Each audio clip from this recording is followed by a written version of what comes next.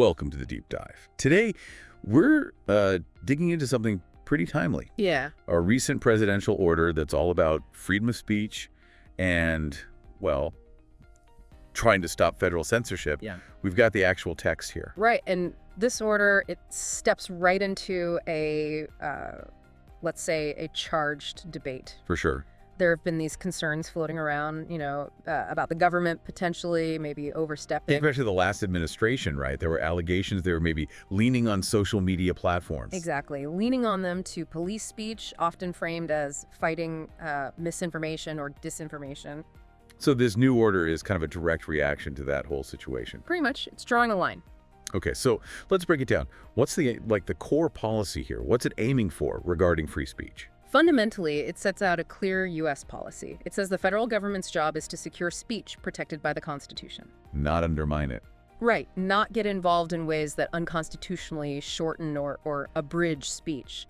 And crucially, making sure taxpayer money isn't used for that. Okay, so it's basically telling the federal government itself, hands-off censorship. That feels significant, especially now with everything online. It really is. Section 3, I think it is, spells it out pretty clearly. What does it say?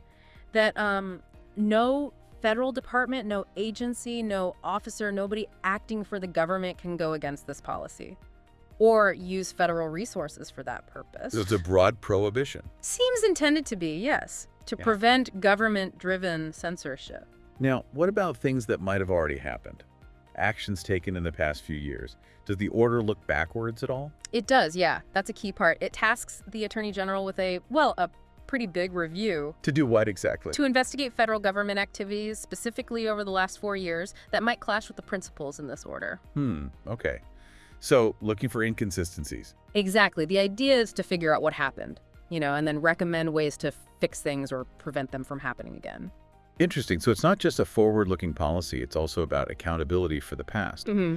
Are there limitations, though? Any caveats? Yes, definitely. There are important boundaries here.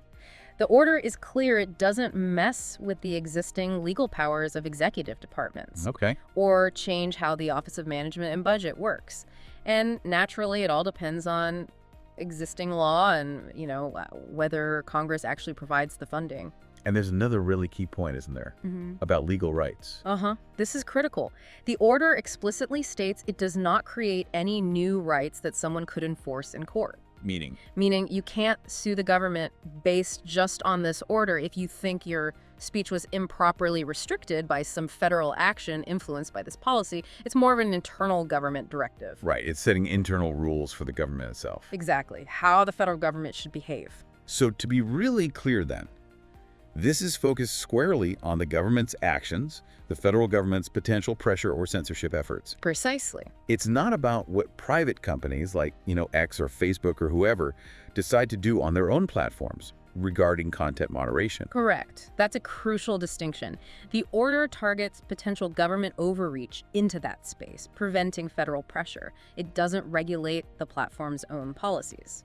Okay, so let's connect this back to the listener. For you, navigating all the information flying around online, why does this matter? Well, look, in today's world, so much public discussion happens online, right? These platforms are like the modern public square in many ways. True. So understanding how the government sees its role regarding speech in that square is frankly essential.